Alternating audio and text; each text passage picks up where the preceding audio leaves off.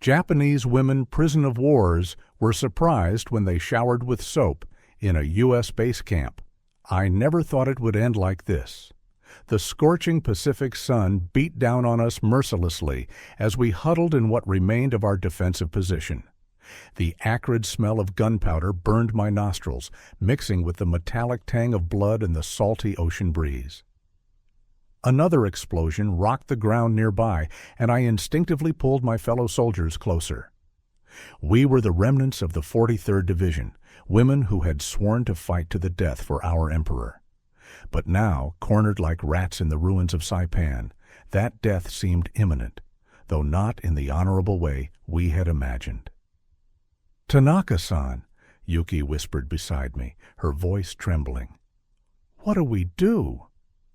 The weight of their lives pressed down on my shoulders. As their leader, they looked to me for guidance. But what could I say? The Americans were closing in. We could hear their voices, their heavy boots crunching on the coral-strewn ground. Another explosion, closer this time. Michiko stifled a cry. "We have no more ammunition," I said, my throat dry from dust and thirst. We hadn't had water for days. "We cannot fight." The words felt like betrayal in my mouth. Everything we'd been taught, everything we believed about dying with honor rather than surrendering, crashed against the reality of seeing my women's faces, young, scared, trusting me to keep them alive. When the American soldiers finally found us, we raised our hands slowly. My heart pounded so hard I thought it might burst. This was it, the torture and death we'd been warned about. The Americans shouted something in English, gesturing with their rifles. I stood first, shielding the others with my body. They bound our hands, but not roughly. We were led to a transport vehicle, our legs shaking from exhaustion. I counted my women. 12 of us remained. 12 who would now face whatever horrors awaited us in American captivity. The naval vessel that carried us to America was large and gray, like a floating metal city. Days blurred together in the hold. Despite our fears, they gave us water and rice. Simple food, but more than we'd had in weeks. Still, we waited for the other shoe to drop, for the cruel treatment we'd been warned about to begin.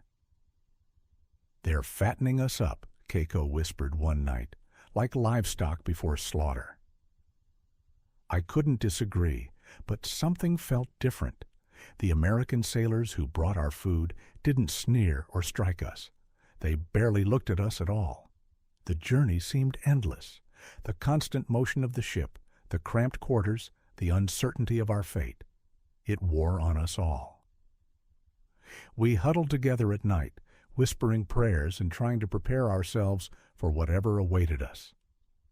When we finally reached American shores, we were transferred to another transport. Through the windows, I watched the landscape change from coastal cities to vast open spaces I'd never imagined. The America I saw didn't match the evil empire we'd been taught about. Camp McCoy appeared on the horizon, like a small city of wooden buildings. Neat rows of barracks stretched out under the Wisconsin sky, surrounded by tall fences topped with barbed wire. As we were led from the transport, I noticed the silence. No screams, no sounds of torture.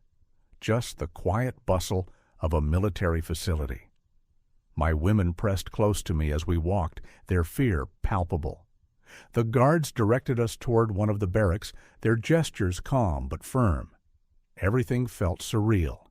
The orderliness, the quiet, the lack of immediate violence. It didn't match anything we'd been told to expect. We waited, tense and trembling, for whatever would come next.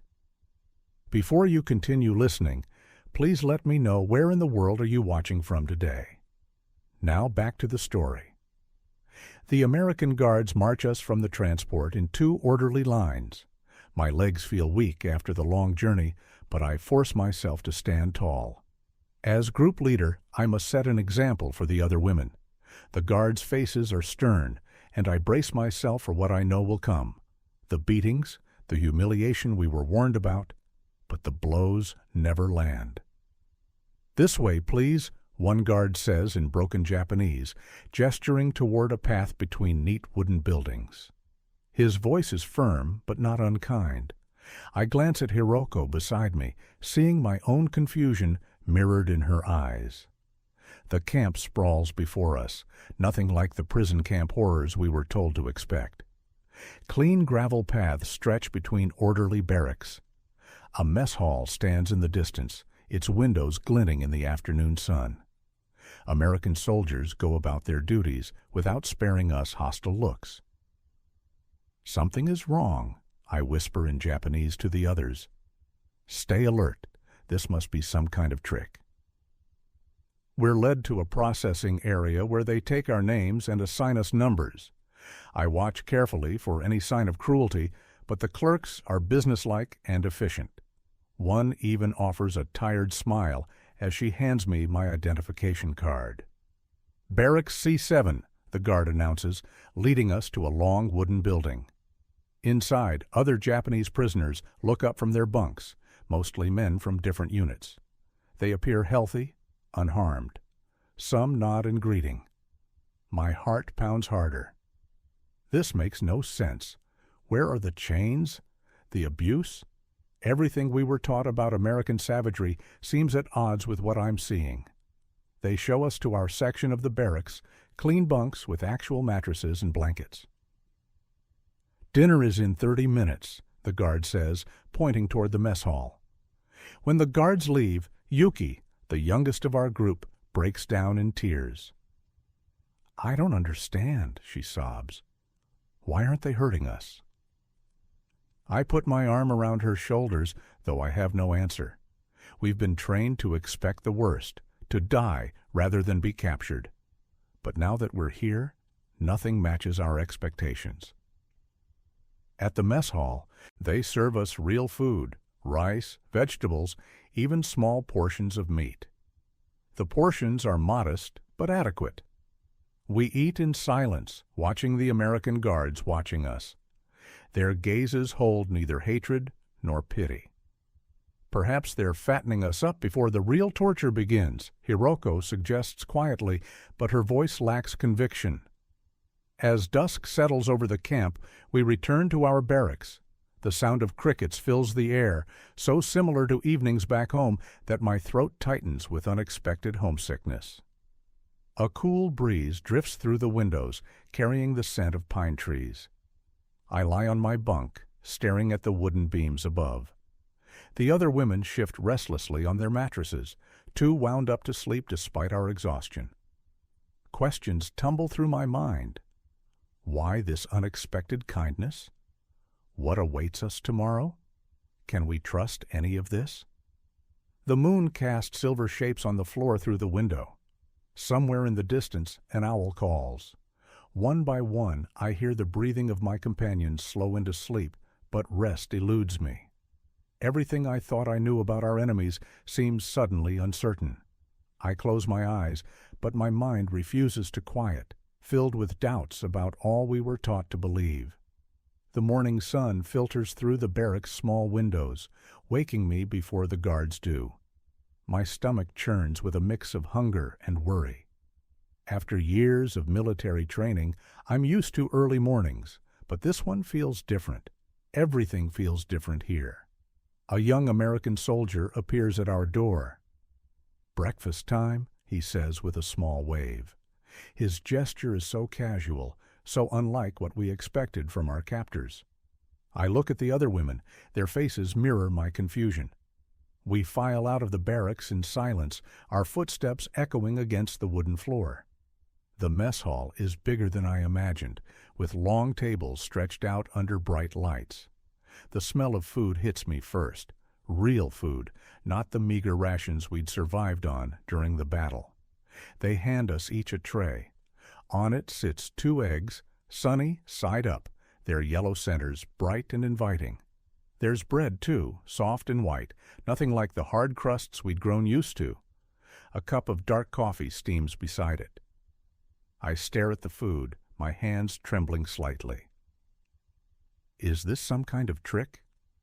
"Go ahead, eat," the same young soldier encourages us.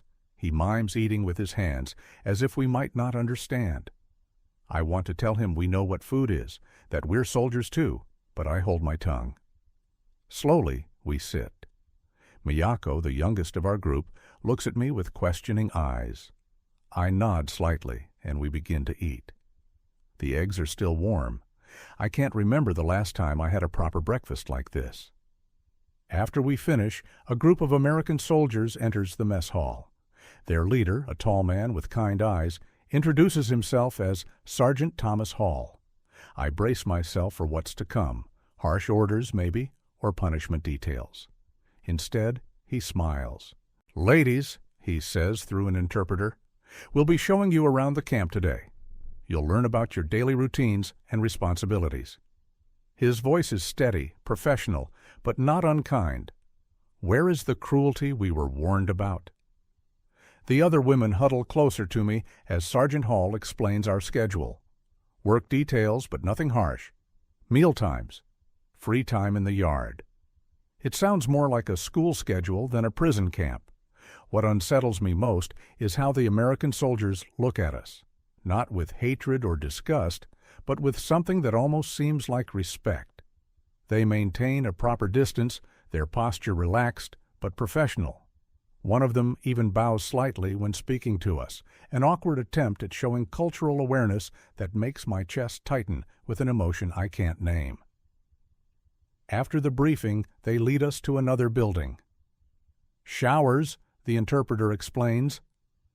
My heart starts racing. "Showers?" We exchange nervous glances. In our training, they never mentioned anything about prisoner hygiene. We were taught to expect the worst: torture, starvation, humiliation. But showers? A female attendant meets us at the entrance. In her arms are fresh towels and bars of soap, real soap, white and clean-smelling. She hands them out to each of us, smiling as she does. I take mine with shaking hands, running my fingers over the smooth surface of the soap. It feels like a luxury I don't deserve. The steam from the shower room fogs up the windows, and the sound of running water echoes off the walls. We stand there, clutching our towels and soap, frozen in disbelief. This kindness, it must be some kind of trap. But why? What could they possibly gain from giving us soap? I stand in line with my fellow soldiers, my fingers trembling as they grip the rough towel and bar of soap the Americans have given us. The shower building looms before us, a simple wooden structure that somehow feels more threatening than any battlefield I've faced. I glance at the women behind me. Their faces mirror my own uncertainty. "Private stalls available," the American guard says in broken Japanese, pointing to individual compartments. His voice is gentle, almost apologetic. I blink in surprise. Private stalls? This isn't what we were taught to expect from our captors. My training screams that this must be a trap. I've spent years hearing about American barbarity, about how they would humiliate and degrade us if we were ever captured. But here they are, offering us privacy and dignity. Hiroko, the youngest of our group, catches my eye. "Tanaka-san," she whispers, "what should we do?" I straighten my shoulders, knowing they all look to me for guidance. We will wash," I say firmly, though my heart pounds. It has been many days. The warm water hits my skin, and I have to stifle a gasp. How long has it been since I felt clean water? The battles on Saipan, the long ship journey, all that time covered in sweat, dirt, and fear. The soap, in my hands, smells faintly of lavender. Such a simple thing, yet it feels like an impossible luxury. In the stall next to mine, I hear Yuki begin to cry softly. I understand her tears. This small act of kindness, this simple human dignity, it cuts deeper than any wound. The propaganda we were fed about American monsters begins to crack, just like the dried mud washing away from my skin. I work the soap through my tangled hair, remembering my mother's gentle hands doing the same when I was a child. The memory brings an unexpected ache to my chest. What would she think of me now, accepting enemy kindness? But as I watch the dirty waters swirl away at my feet, I feel something else washing away too, perhaps some of the hatred and fear we've carried for so long. When we emerge from the showers, wrapped in our towels, the late morning sun feels different on our clean skin. We gather near the barracks, our wet hair dripping onto our shoulders. The American guards maintain a respectful distance, turning their eyes away from our vulnerable state. I catch a glimpse of myself in a window's reflection, my face clean for the first time in weeks. The woman looking back at me seems somehow younger, less hardened. Around me, my fellow soldiers are experiencing the same transformation. May is running her fingers through her wet hair, a small smile playing at her lips. Keiko is inspecting her clean hands as if she's never seen them before. This moment of peace feels fragile, like the soap bubbles we watched disappear down the drain. We stand there, gradually drying in the warm air, no longer just soldiers or prisoners, but women being treated with simple human decency. The realization settles over us like a warm blanket. We are safe here, at least for now. The war might rage on elsewhere, but in this moment, we have been granted something unexpected: respect. I take a deep breath, inhaling the clean scent of soap that still lingers on my skin. My training tells me to stay vigilant, to suspect every kindness, but my heart begins to whisper a different truth. I sit at the long wooden table in the mess hall, my hands folded tightly in my lap. The noise around us is deafening, American soldiers talking, laughing, metal spoons clinking against plates. It's been 3 days since that first shower, and I still can't shake the feeling that something isn't right, that this kindness must be hiding something darker. My stomach growls loudly, and I press my hand against it, embarrassed. Next to me, Yuki gives me a small, understanding smile. None of us have eaten properly in weeks. The smell of fresh bread wafting through the air makes my mouth water, and I can't help but remember the meager rations we survived on back in Saipan. An American soldier approaches our table with a tray.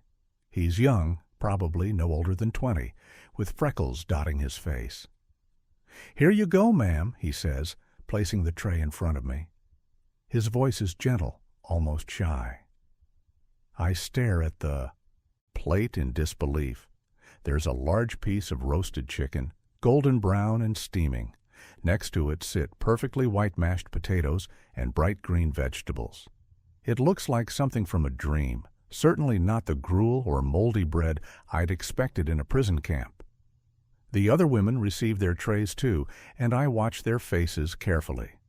Hiroko's eyes are wide with surprise, while May's hand shakes slightly as she picks up her fork. We exchange glances, silently asking the same question. Is it safe to eat? I take a deep breath and pick up my fork. As the group's leader, I know they're waiting for me to go first. The chicken is tender, perfectly cooked. Flavor explodes in my mouth. It's been so long since I've tasted real food that tears spring to my eyes. Around me, the other women begin to eat too, first tentatively, then with growing enthusiasm. The mess hall buzzes with activity, but I notice something strange. The American soldiers aren't watching us with suspicion or hatred. They're just eating their own meals, talking amongst themselves, acting as if we're not even here. "Sakura-san," Yuki whispers beside me. "Why are they feeding us like this? Like we're their own soldiers?" I shake my head slowly, cutting another piece of chicken. "I don't know," I admit. The potatoes are creamy and warm, nothing like the cold rice we'd grown used to. Even the vegetables are fresh and crisp, seasoned with butter and salt. My training taught me to expect torture, humiliation, starvation. Instead, we've received soap, proper beds, and now this feast. Each act of kindness feels like a small crack in the wall of certainty I've built around myself. The certainty that Americans are monsters, that capture means death, that honor can only be found in fighting to the last breath. As we finish our meals, I notice some of the women's shoulders have relaxed slightly. Their movements are less rigid, their expressions less guarded. The food sits warm and heavy in my stomach, but my mind is uneasy with questions. A different American soldier appears to escort us back to our barracks. His rifle isn't even pointed at us. It hangs loosely at his side. We walk in our usual formation, but something has shifted. The silence between us is filled not with fear, but with confusion. Back in our barracks, I catch my reflection in the small window. I look exactly the same as I did this morning, and yet something feels profoundly different. I just can't decide if this change is something to embrace or fear. I stand with the other women near our barracks, watching the American camp commandant approach. The late afternoon sun casts long shadows across the yard, and a cool breeze rustles through the trees. Captain Wheeler, as I've heard the soldiers call him, walks with measured steps alongside his officers. His uniform is crisp, but there's something different about him, something that doesn't match the monster I'd imagined American officers to be. "Look how the soldiers act around him," I whisper to Hiroko in Japanese. The American guards stand straighter when he passes, but their faces show respect rather than fear. Some even smile and nod. My heart pounds as the group draws closer. I've been trained to expect the worst from Americans, especially their leaders. But in the week we've been here, nothing has matched our expectations. The food, the showers, the clean barracks, it all feels like a dream I might wake from at any moment. Captain Wheeler stops a few feet from us. His eyes are kind, but I force myself to look away. A young Japanese-American soldier stands beside him, a translator I realize. "Good afternoon, ladies," the captain says, his voice steady and gentle. The translator repeats his words in Japanese. We bow slightly, as is our custom, though some of the women keep their eyes fixed on the ground. I force myself to watch, to assess any threat. "I want to ensure you understand your rights here," Wheeler continues through the translator. "You are protected under the Geneva Convention. This means you will receive proper food, medical care, and humane treatment. You are not our enemies here. You are human beings under our care." My chest tightens. These words, they go against everything we were told about American brutality. I glance at the other women. Their faces mirror my confusion. "If you have any concerns or needs," Wheeler says, "please don't hesitate to speak with any of our staff. We want you to feel safe here." Safe? The word echoes in my mind. How can he speak of safety when we are prisoners? Through the translator, he explains the camp's daily schedule, meals, work assignments, recreation time. But it's the way he speaks that catches my attention. There's no hint of mockery or cruelty in his tone. His eyes meet ours with steady sincerity. When he finishes speaking, we stand in stunned silence. The propaganda we were fed painted Americans as savage beasts who would torture and kill us if captured. Yet here stands their commander, speaking of rights and safety. Later in our barracks, we huddle together on our bunks, speaking in hushed tones. "It must be a trick," Yuki insists, her voice trembling. "They're trying to make us let our guard down." "But why go to such lengths?" May counters. "They've already captured us. Why pretend to be kind?" I sit on my bunk, running my fingers over the clean blanket they've provided. The food, the soap, the medical care. If they meant to break us, wouldn't cruelty be more effective? The women fall silent, considering my words. Outside, the camp settles into its evening routine. Through the window, I watch American soldiers walking past, talking and laughing. They seem so normal, so human. "Perhaps," I say slowly, "we should wait and watch. Time will reveal their true nature." The others nod, but I can see the doubt in their eyes, the same doubt that's been growing in my own heart since we arrived. Everything we believed about Americans is being challenged, and none of us knows what to think anymore. I fold the rough army blanket with practiced movements, my hands moving automatically while my mind wanders.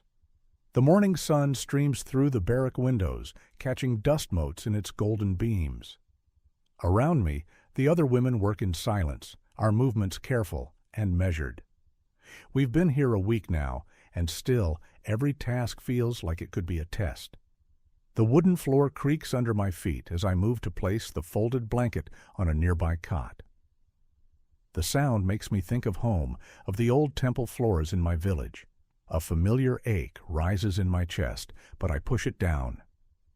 Now is not the time for such thoughts. Need any help with that? The voice startles me, and I nearly drop the blanket. One of the American soldiers, tall with kind eyes, stands in the doorway. I recognize him as Corporal Callahan, the one who often brings us our daily supplies. My first instinct is to look away, to bow slightly and retreat, but something in his expression makes me pause. "No, thank you," I manage in careful English. The words feel strange on my tongue, remembered from school lessons that now seem a lifetime ago. "You're from Japan, right?" he asks, taking a tentative step into the barracks. "Tokyo?" I shake my head. "Small village, near Osaka." To my surprise, he brightens. "Osaka," he says, then carefully pronounces, "Ohayo gozaimasu." The greeting is clumsy, accent thick, but hearing my language from this American soldier sends an unexpected jolt through me. My hands tighten on the blanket I'm still holding. "You're Japanese," I start, then stop, unsure how to continue. He laughs, rubbing the back of his neck. "Pretty terrible, right? Been trying to learn a few words here and there? Figure it might help make you folks feel more at home." He pauses, then adds more softly, "Well, as much as possible, given the circumstances." I find myself studying him, this enemy soldier who speaks gentle words and tries to learn our language. His uniform is neat but not overly pressed, his boots dusty from the morning's work. There's a small tear in his sleeve that's been carefully mended. These little details make him seem so human. "That is kind," I say slowly, the word feeling strange in my mouth. Kindness was not something we were told to expect from Americans. More women have gathered behind me now, watching our interaction with wary curiosity. I can feel their eyes on my back, sense their tension. But Callahan's smile never wavers. "Well, I should let you get back to work," he says, gesturing to the pile of blankets still waiting to be folded. "But if you need anything, any of you, just let me know." He turns to leave, then stops. "Oh, and..." He struggles with the words for a moment before saying, "Arigato," for keeping things so tidy in here. After he's gone, I stand there for a long moment, still holding the blanket. The other women whisper, among themselves, but I barely hear them. My mind is spinning, trying to make sense of what just happened. Every speech I heard, every lesson I learned, told me that Americans were brutal savages, inhuman monsters who would show no mercy. But this man, this soldier, with his broken Japanese and gentle manner, doesn't fit that image at all. How can I reconcile the enemy I was taught to hate with the person who just stood before me, trying so hard to make us feel comfortable? That night, lying on my cot, I stare at the ceiling, unable to sleep. Corporal Callahan's simple gesture of learning our language keeps playing in my mind. It troubles me how such a small act of kindness can shake the foundations of everything I believe to be true. I sit on the wooden bench in our barracks, turning Father Andrews's invitation over in my mind. The chapel service he mentioned is optional. That alone surprises me. In Japan, nothing was optional. Everything was duty, honor, and absolute obedience. "What do you think?" I ask the other women. They look at me with uncertainty in their eyes. Yuki, the youngest, wrings her hands. "Could be a trap," May whispers, but her voice lacks conviction. After 2 weeks of unexpected kindness, even she seems less sure of our old beliefs. The morning sun streams through the barrack windows as we make our way to the small white chapel. My heart pounds against my ribs. Father Andrews stands at the entrance, his kind eyes crinkling at the corners as he greets us. He wears a simple black robe with a white collar, and his gentle smile reminds me of my grandfather. "Welcome," he says in surprisingly good Japanese. "Please, sit wherever you feel comfortable." The chapel is modest but beautiful. Sunlight filters through stained glass windows, casting colorful patterns on the wooden pews. A few American soldiers sit scattered throughout, but they don't stare or whisper. They simply nod in acknowledgement. As we settle into a back pew, I notice Corporal Callahan among them. He catches my eye and offers a small wave. I find myself nodding back before I can stop myself. Father Andrews begins the service with a prayer. Though I don't understand all the English words, his voice carries a warmth that transcends language. Then he speaks in both English and Japanese, talking about forgiveness in a way I've never heard before. In times of war, he says, we are taught to see enemies, but God sees only His children, all of us, regardless of which side we fight for. True strength lies not in hatred, but in the courage to forgive. My throat tightens unexpectedly. I think of all the hatred we were taught, all the fear we carried. I remember the propaganda posters depicting Americans as demons, the endless drills preparing us to die rather than surrender. Yet here we sit, treated with dignity by these same demons. Father Andrews continues, "Peace begins in the heart.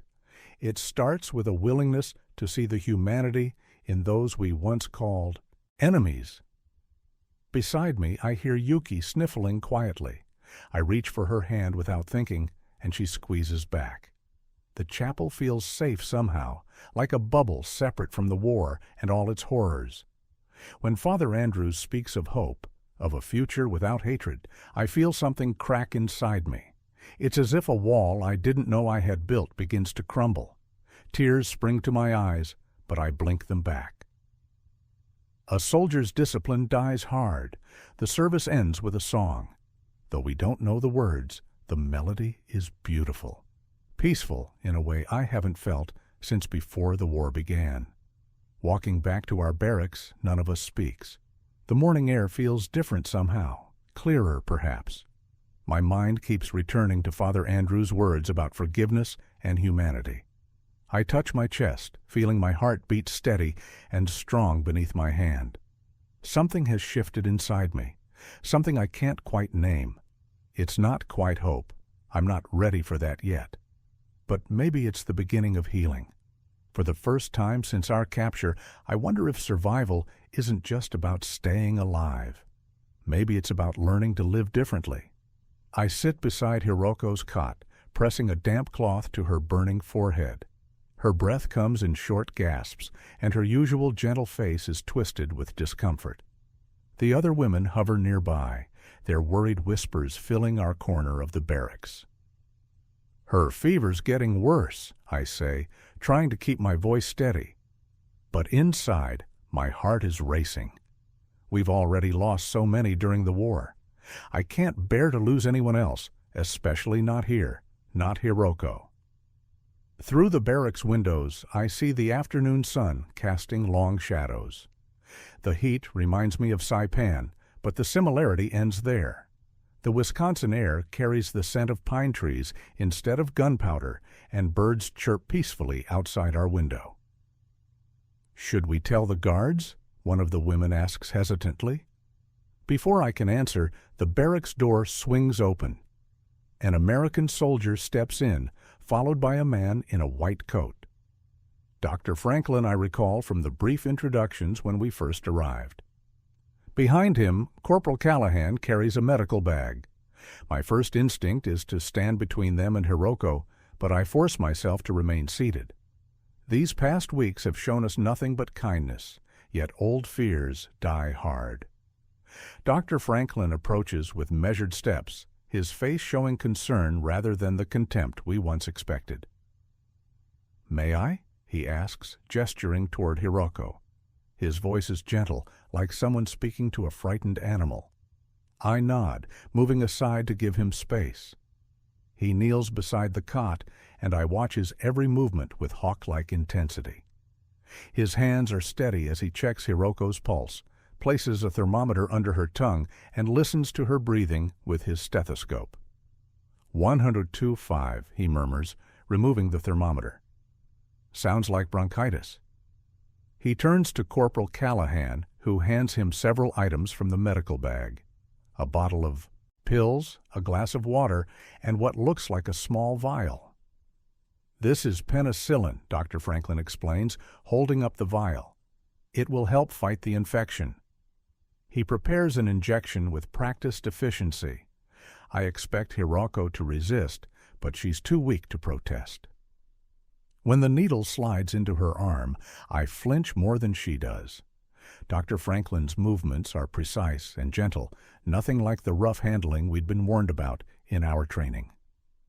"She needs rest and fluids," he says, placing 2 pills in my palm. "Give her one of these every 6 hours for the fever. I'll return tomorrow morning to check on her." The other women and I exchange glances. This level of care? It's more than we ever received even in our own military hospitals. Dr. Franklin speaks to us as equals, explains everything he's doing, treats Hiroko with dignity. After they leave, I sit in silence, staring at the medicine in my hand. The women gather closer, their faces reflecting my own internal struggle.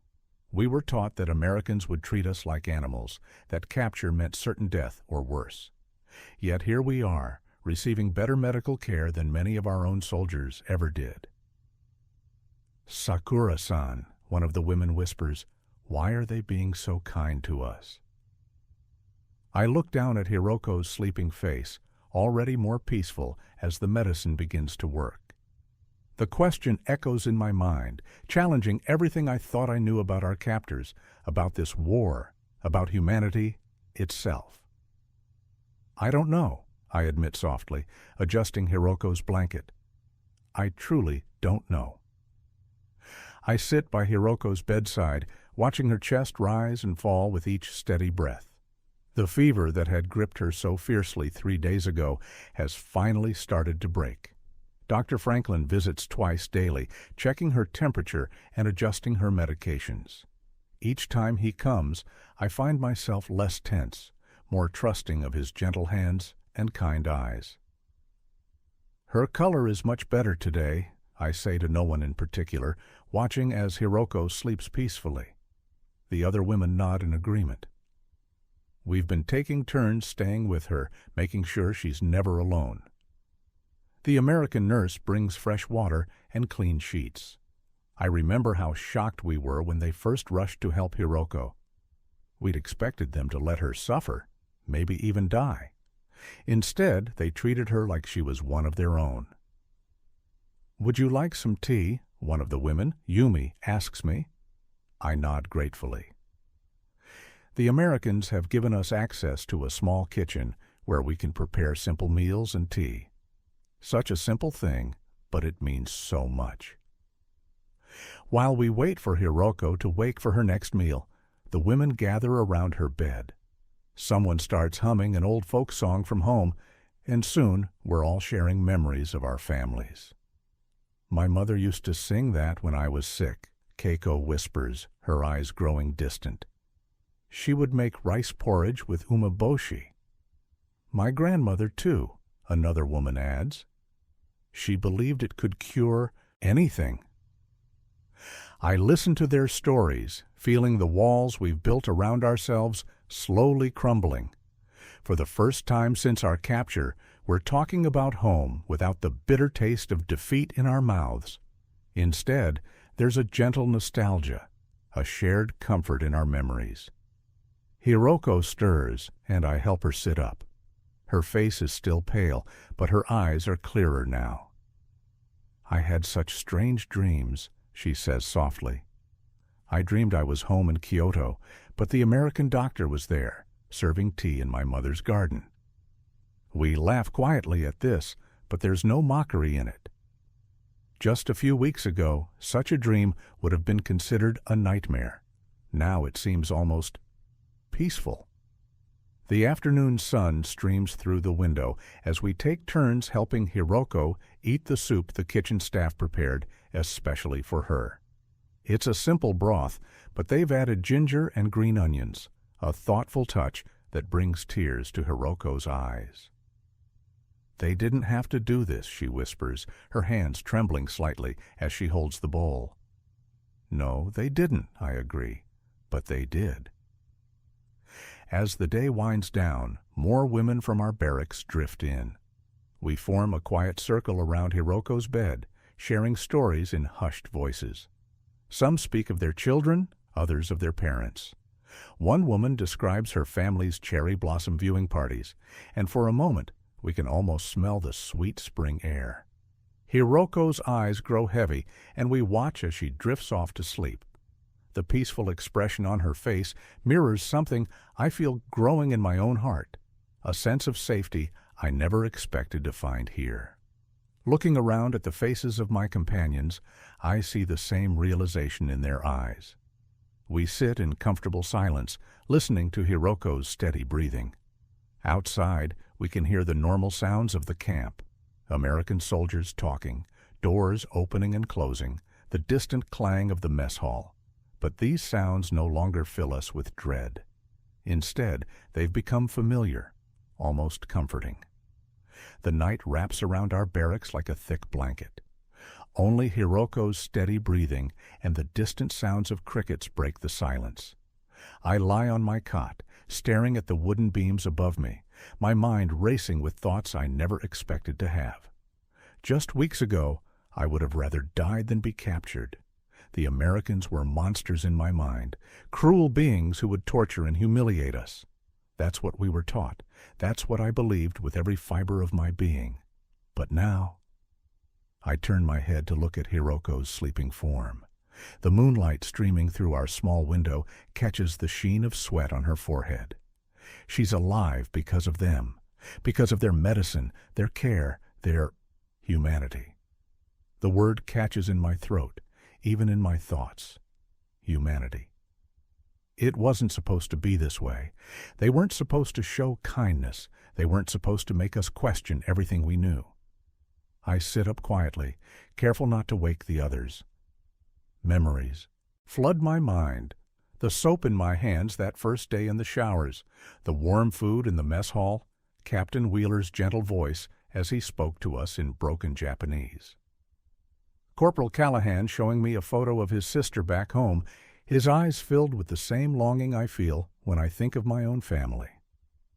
"Can't sleep either?" Yuki whispers from the next cot over. "No," I admit softly. "I've been thinking." Other women stir at our whispers. Soon, several pairs of eyes are looking at me in the darkness. They're waiting for me to continue, these women who followed my lead since before our capture. I was wrong, I say, my voice barely above a whisper. We were all wrong about them. The words feel both treasonous and liberating. "The doctor who treated Hiroko," May adds from across the room. "He reminded me of my uncle, the way he patted her hand when she was afraid." "And the chaplain," another voice joins in. "His words about peace, they weren't just empty promises." I nod in the darkness. "They've lost people too. They're fighting for their families just like we were. I pause, gathering courage for what I'm about to say. "They're just like us." The silence that follows is heavy with understanding. I can feel the shift in the room, like a wave washing away old prejudices. "I saw Sergeant Miller crying yesterday," Yuki confesses. "Behind the supply shed, he was looking at a letter from home." One by one, the women share their observations, small moments of humanity they've witnessed in our captors. The soldier who shares extra portions of food, the guard who hums lullabies during night watch, the nurse who braided Hiroko's hair when she was too weak to do it herself. How do we move forward, someone asks. Knowing what we know now? I look around at these faces I've come to know so well, these women who have shared every moment of this journey with me. We learn, I say simply. We learn and we grow. Maybe that's why we're here, not just as prisoners, but as people who need to understand that the world isn't as black and white as we thought. The room falls quiet again, but it's different now. It's not the tense silence of captivity, but the thoughtful silence of people whose worlds are expanding. I lie back down, listening to Hiroko's steady breathing, feeling the weight of this new understanding settle over us all. I fold the same shirt for what feels like the 100th time today, my hands moving automatically through the familiar motions. The laundry facility's humid air clings to my skin as I work alongside the other women. The rhythmic sounds of washing and wringing fill the air, punctuated by our quiet conversations in Japanese. Through the window, I catch glimpses of the Wisconsin summer, so different from home. The trees here are fuller, greener. Sometimes I find myself staring at them, lost in thought, until someone gently nudges me back to work. The door creaks open, and I look up to see Corporal Callahan, entering with his usual easy smile. My heart does a strange little jump that I quickly try to suppress. He's carrying fresh supplies, soap, clothespins, and what looks like extra food rations. "Good afternoon, ladies," he says, setting down his load. His Japanese is still terrible, but he tries, and something about that makes me want to smile.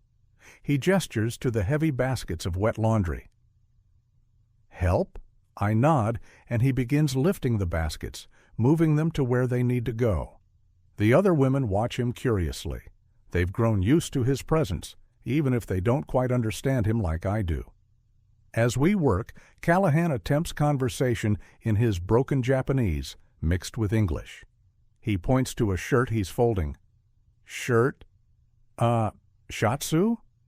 He mangles the pronunciation, and I find myself correcting him before I can stop myself. "Shatsu," I say clearly, then immediately feel my cheeks warm, but his face lights up at my response. He tries again. "Shatsu," and this time it's better. He grins triumphantly, and I catch myself smiling back. It strikes me then how natural this feels, teaching English words to him, learning his language in return. How different from the monsters we were told Americans would be. Callahan reaches into his pocket and pulls out some chocolate bars, a rare treat. He distributes them among us, and I watch as the women's faces soften at this simple kindness. "For good work," he says in English, making a thumbs-up gesture. As we continue working, I find myself stealing glances at him. His sleeves are rolled up, revealing strong forearms as he helps with the heavy loads. But it's his eyes that keep drawing my attention. Kind eyes that crinkle at the corners when he smiles. Eyes that look at us and see people, not enemies. Later, in our barracks, I sit on my bunk, turning these thoughts over in my mind. The other women are quiet too, each lost in their own reflections. Hiroko breaks the silence first. "They're not what we expected, are they?" she says softly in Japanese. I look at the chocolate bar in my hands, still unopened. "No," I reply, "they're not." I keep waiting, another woman, Keiko, admits. Waiting for the kindness to stop, for the real treatment to begin. But it doesn't. This is real. I think about Callahan's earnest attempts at our language, his constant small kindnesses, the way he treats us with respect. I think about how my heart lifts when he enters the room now, instead of filling with fear. Everything I was taught about Americans seems like a distant nightmare compared to this reality. Perhaps, I say slowly, we were wrong about many things. The women nod, and we sit in contemplative silence. Outside, the sun is setting, painting the sky in colors that remind me of home. But home feels different now, like a place I've outgrown somehow. Here, in this strange land, among these supposed enemies, I'm learning something I never expected: how to see the humanity in those I was taught to hate. The afternoon sun filters through the chapel windows, casting long shadows across the wooden pews. I sit among my fellow prisoners, my hands folded tightly in my lap. The air is thick with anticipation as Father Andrews stands before us, his gentle presence filling the room. My heart beats faster as I look around. Americans and Japanese sitting together in the same space, something I never thought possible just months ago. The worn wooden cross hangs on the wall behind Father Andrews, and though it's not a symbol of my faith, I've come to see it differently now. It represents the kindness I've witnessed in this place. "We gather today," Father Andrews begins in his measured voice, "not to celebrate victory or defeat, but to acknowledge our shared humanity." His words are translated into Japanese, but I find myself understanding more English now, picking up the meaning before the translation comes. I watch as he lights a single candle on the altar. The flame flickers, casting dancing shadows on the walls. "This light," he continues, "represents hope. Hope that we can move beyond the darkness of war into something brighter." My throat tightens as memories flood back. The Battle of Saipan, the fear, the propaganda that filled our heads with hatred. I glance at Hiroko, sitting beside me, remembering how close we came to losing her, how the Americans saved her life. Father Andrews invites us to close our eyes. I do, feeling the wooden bench beneath me, hearing the soft breathing of those around me. "Let go," he says softly. "Release the weight you've been carrying." Tears begin to roll down my cheeks. I don't try to hide them anymore. Around me, I hear quiet sniffles from both Japanese and American soldiers. This shared vulnerability feels sacred somehow. "Forgiveness," Father Andrews continues, his voice gentle but firm, "is not about forgetting. It's about choosing to move forward. It's about freeing ourselves."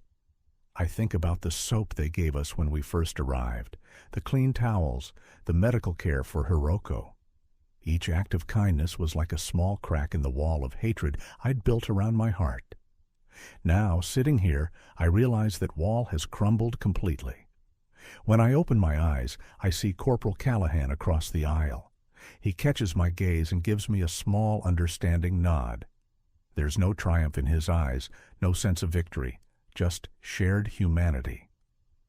The enemy I was taught to hate has become someone I consider a friend. Father Andrews asks us to stand and join hands. I feel Hiroko's trembling fingers in my right hand and an American soldier's warm grip in my left. The touch no longer feels foreign or threatening. "Let this moment be a new beginning," Father Andrews says, his words echoing in the quiet chapel. "Let it be the first step toward healing." As we stand there, connected in this simple human way, I feel something shift inside me.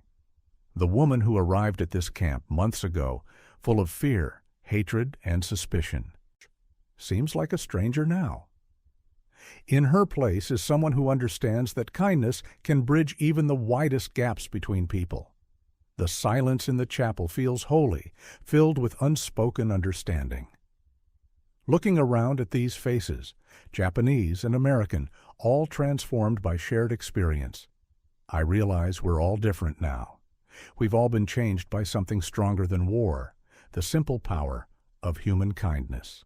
The summer heat reminds me of Saipan, but here in Wisconsin it feels different, cleaner somehow, less oppressive. I sit on the wooden steps of our barracks, watching the American flag flutter against the blue sky. Strange how that symbol no longer fills me with dread. "Tea, Miss Tanaka?" Corporal Callahan approaches with 2 tin cups.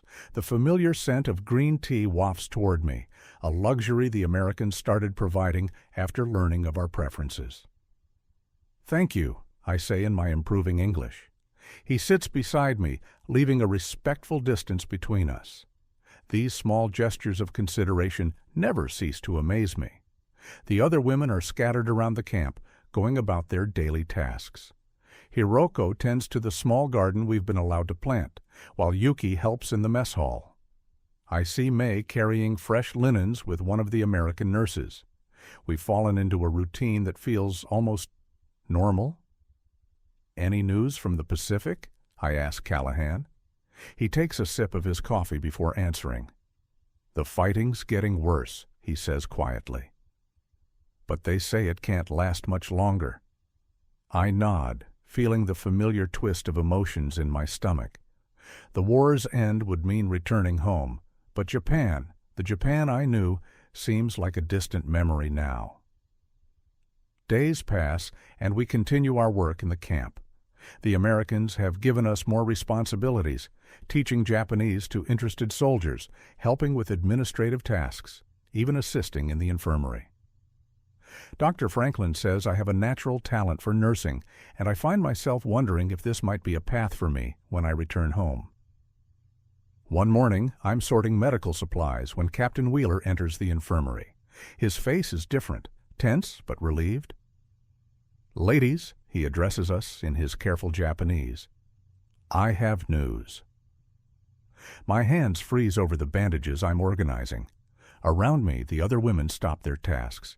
The air feels heavy with anticipation. "The war is over," he says simply. "Japan has surrendered." The words hit me like a physical force. Beside me, Hiroko lets out a small gasp. Yuki begins to cry silently. I remain still, trying to process what this means. "You will be returning home soon," Captain Wheeler continues. "We'll begin making arrangements in the coming weeks." That evening, our barracks is unusually quiet. We sit on our bunks, lost in our own thoughts. The end of the war should feel like a relief, but instead, I feel strangely hollow. "What will we find when we return?" May whispers into the darkness. None of us have an answer. We've heard rumors about the destruction in Japan, about cities reduced to ashes. The country we left behind may no longer exist. The next morning, we begin preparing for our departure. The Americans provide us with new clothing and supplies for the journey. As I fold my few possessions, I catch glimpses of the life we've built here. The small garden outside, the library where we learned English, the chapel where we found unexpected peace. Corporal Callahan helps us organize our belongings. "You'll be missed," he says, and I can tell he means it. I look around at the camp that has been our home for these many months, the place where we learned that humanity can survive even in times of war, the place where we discovered that kindness knows no borders. We have much to pack, but more importantly, we have much to carry in our hearts. The morning sun painted Camp McCoy in gentle golden hues as I folded my few belongings into the small bundle they'd given us. My hands trembled slightly as I touched the soft fabric of the clean clothes the Americans had provided. How different everything felt from that first terrifying day we arrived. "It's time," I said softly to the other women in our barracks. They nodded, their faces reflecting the same mix of emotions I felt churning inside me: relief, gratitude, and an unexpected sadness. Outside, the familiar faces of our American guards waited. Corporal Callahan stood among them, his usually cheerful face solemn. Dr. Franklin and Father Andrews were there too, along with Captain Wheeler. These men, whom we'd once feared as monsters, now felt like family. "Thank you for everything," I managed to say in my broken English, bowing deeply. The other women followed suit, and I heard several sniffles behind me. Captain Wheeler stepped forward. "Safe journey home," he said in his careful Japanese. His accent was terrible, but the sincerity in his voice made my throat tight with emotion. Hiroko, now fully recovered from her illness, squeezed my hand. "I never thought I'd feel sad to leave," she whispered in Japanese. I understood exactly what she meant. When we'd arrived, we'd been prepared for torture, abuse, and death. Instead, we'd found humanity in its purest form. The simple gift of soap, the dignity of privacy in the showers, the gentle care during illness.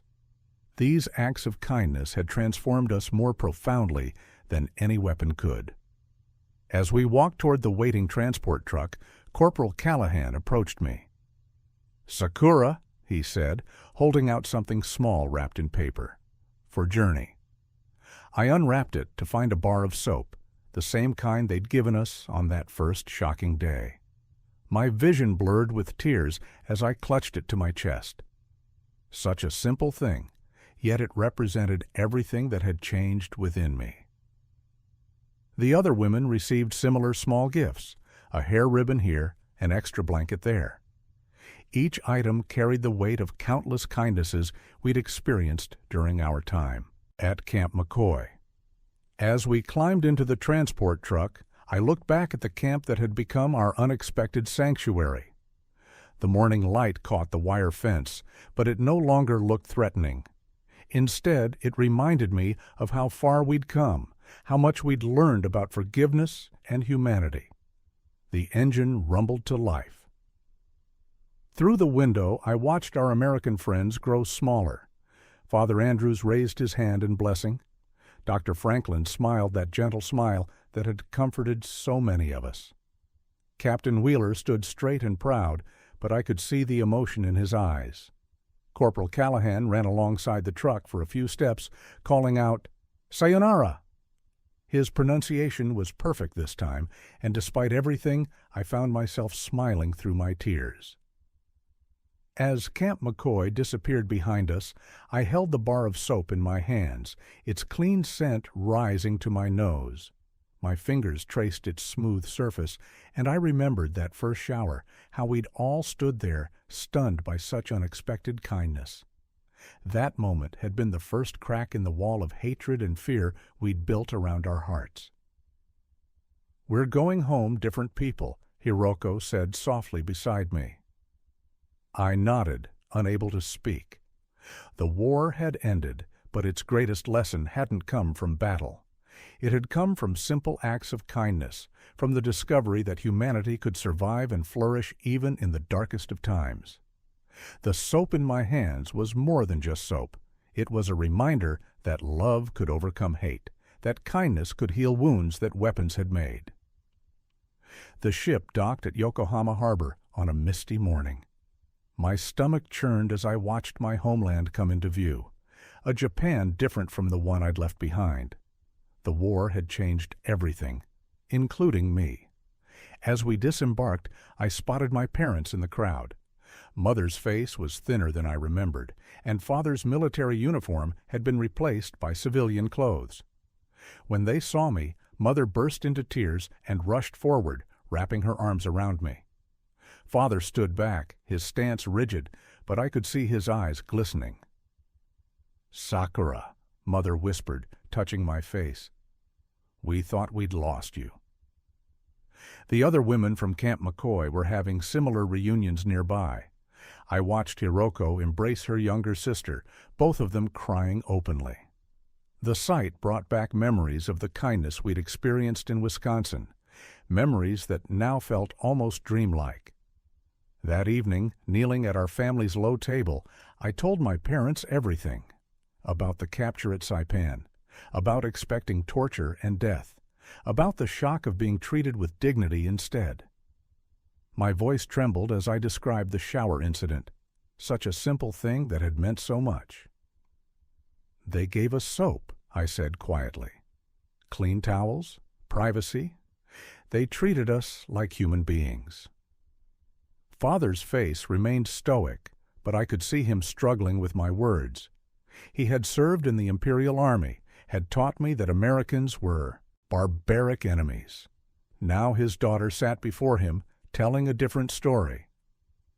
"The camp doctor saved Hiroko's life," I continued. "Captain Wheeler spoke to us with respect. Even the guards, they smiled at us, shared their extra rations sometimes." I paused, gathering courage. "They showed me that kindness knows no borders." Mother wiped tears from her eyes. "But surely they wanted something in return." I shook my head. "That's what I thought at first. We all did. But their kindness was genuine. They taught me that people can choose to be good even to their enemies. I reached for my mother's hand. They taught me about forgiveness. In the days that followed, I shared my story with others in our community. Some turned away, unwilling to hear about American kindness. But others listened. The women who had been at Camp McCoy with me did the same in their own neighborhoods. Like ripples in a pond, our experiences spread. One afternoon, I visited the local school where I had once learned about Japan's divine destiny and the evil of our enemies. The teachers asked me to speak to the students. Looking at their young faces, I told them about soap and kindness, about how peace begins with seeing the humanity in others. The war taught us to hate, I said. But at Camp McCoy, I learned something more powerful: how to let go of hate, how to see that beneath our different uniforms and languages, we're all human. That evening, standing in our garden, I watched the sun set over the mountains. The autumn air was crisp, carrying the scent of chrysanthemums. My old life as a soldier seemed distant now, like a fever dream. In its place was something new, not just survival, but understanding. The Americans hadn't just spared our lives. They had shown us a different way to live. I hope you like this story. Please share what's your favorite part of the story and where in the world you are watching from. Have a wonderful day.